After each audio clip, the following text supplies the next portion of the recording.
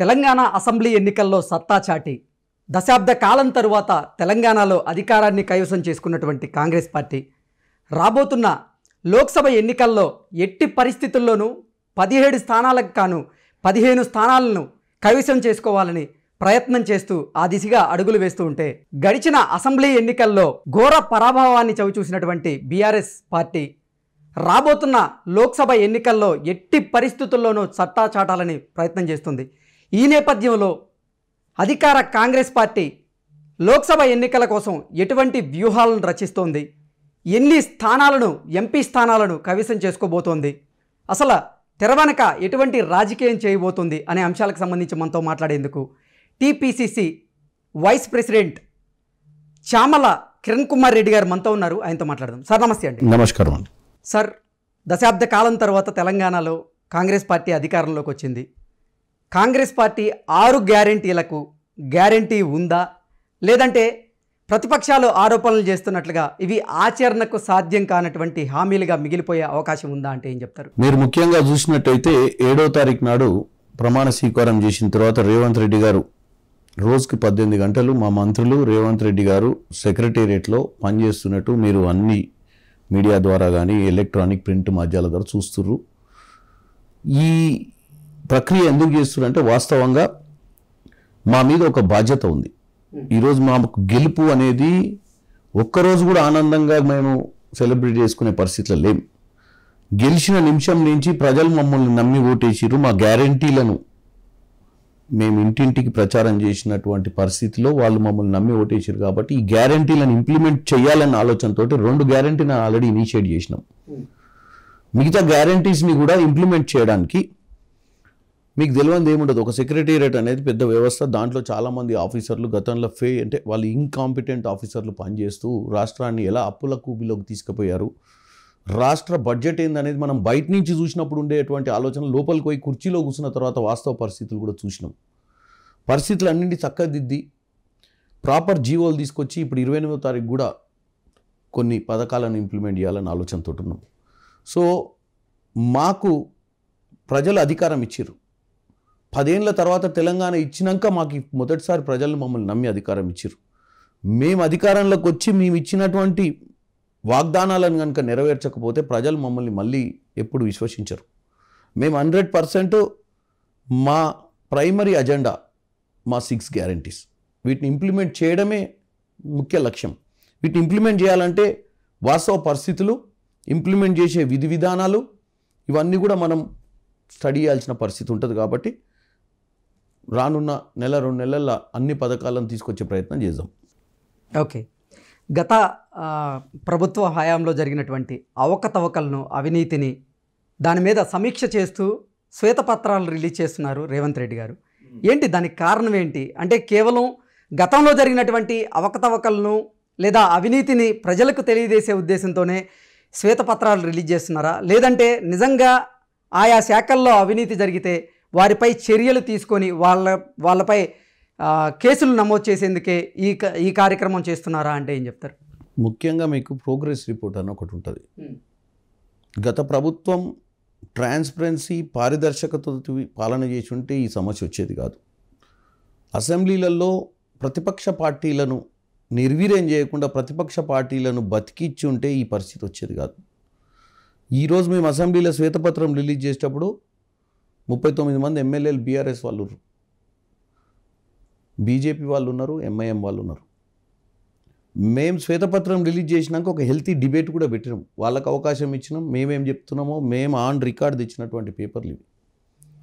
మేము ఎందుకు తీసుకురావాల్సి వచ్చింది శ్వేతపత్రం అంటే 10 ఏళ్లలో ఏం జరిగిందని తెలంగాణ ప్రజలకు తెలుస్తలేదు కాబట్టి తెలియజేయాలన్న ఉద్దేశంతో తీసుకొచ్చినాం.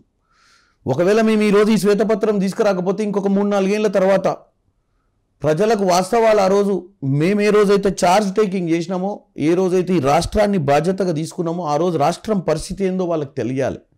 మళ్ళీ మేము ఎలా పర్ఫామ్ చేసినామో చూపించుకోవాలి. మేము ఎక్కడ మొదలు పెట్టినామో, ఎక్కడికి తీసుకెళ్తున్నామో, మొదలు పెట్టినప్పుడు ఇక్కడ ఆర్థిక పరిస్థితులు ఏమున్నాయి, రానున్న 4 ఏళ్లలో 5 ఏళ్లలో మేము ఎలా తీసుకుపోతున్నాం దీన్ని.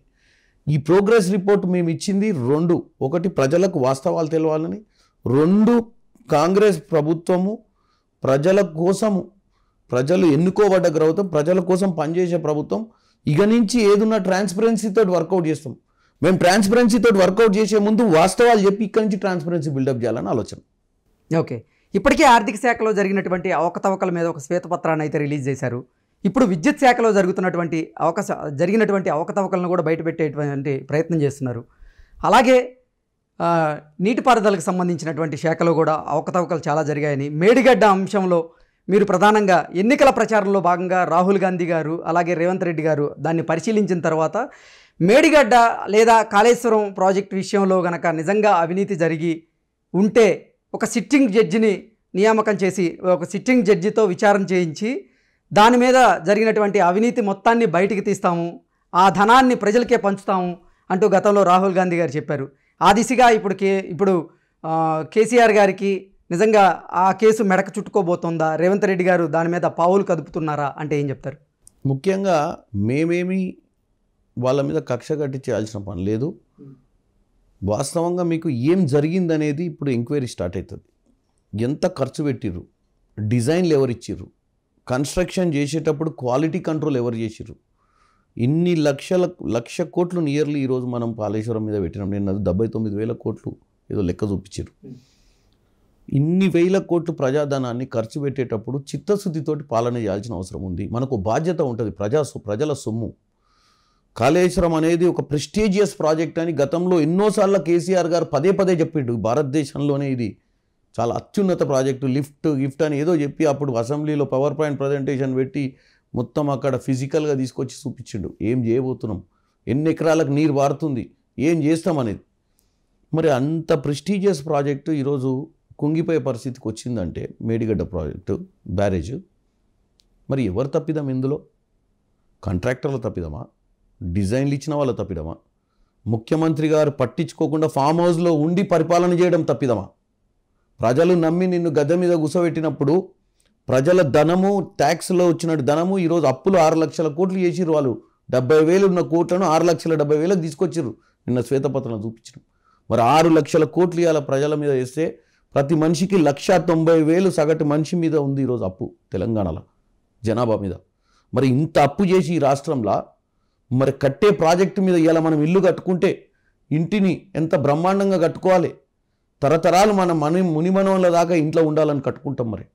మరి అటువంటి పెద్ద మనిషిని ఎన్నుకొని ఇంటికి పెద్దగా పెడితే తెలంగాణలో మన సొమ్మును తీసుకెళ్ళి మరి దుర్వినియోగం చేసినప్పుడు డెఫినెట్గా అటుందో తప్పులు జరిగి ఉంటే, దాంట్లో కమిషన్ల రూపంలో ఏమైనా డబ్బులు తిని ఉంటే తిన్న వాళ్ళను వదిలిపెట్టేదే లేదు.